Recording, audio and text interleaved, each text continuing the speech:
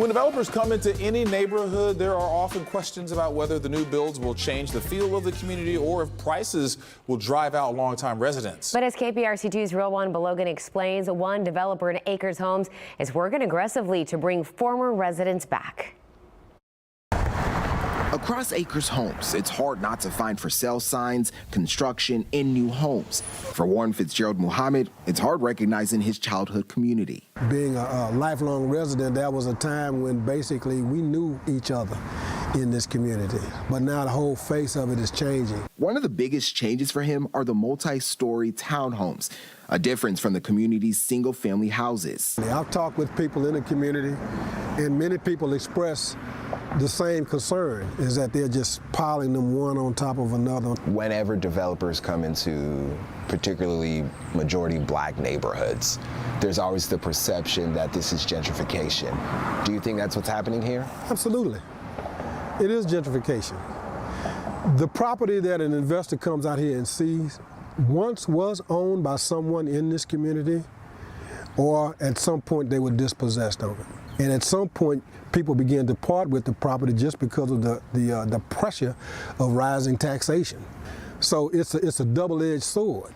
When you own the property, it becomes a burden because of the cost of ownership without the benefit of the opportunity to develop in business. 3-bedroom, 3.5 bath, 3 stories, the biggest house, the nicest house we have. Gentrification, or forcing longtime residents out, is one thing Bruno Rodriguez and his dad, Cesar, are keenly aware of. We realize that people want to live here that have grown up their whole life. They don't want to leave, and we don't want them to leave.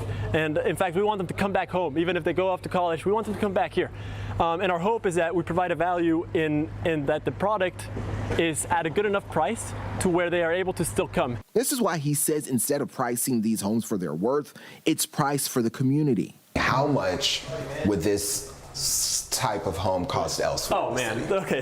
This house specifically would go, it could go up to $1 million in anywhere else. In the Heights, maybe $600,000 to $800,000. We have our sales team up here having a meeting on pricing, specifically because as we were able to bring our costs low, we want to make sure that the cost for the end consumer is still able to be quite low. Pricing was one of the topics for the Rodriguezes when they met with Muhammad and the Acres Homes Chamber of Commerce. It was a benchmark because we had been trying to reach out to the developers in the community, and they responded and came and met with us. Muhammad hopes to convince the Rodriguezes to get their investors to develop more than housing, particularly on a piece of land that was once in his family. Back in the 1930s, my grandfather operated a full-service grocery store right here on this property up until the 60s. I loved it.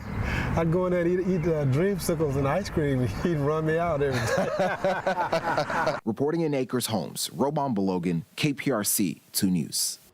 All right, and you can catch up right now on our full day of coverage at click2houston.com. Learn more about the Houston Astros Youth Academy, which helps kids learn to play baseball and softball. Also, Houston-based muralist Ace Phoenix created a beautiful work of art live on KPRC2+, now from 7 to 10 a.m. representing Acres Homes and KPRC2. The artwork presented this afternoon to the Chamber of Commerce, and you can view the entire creation process right now.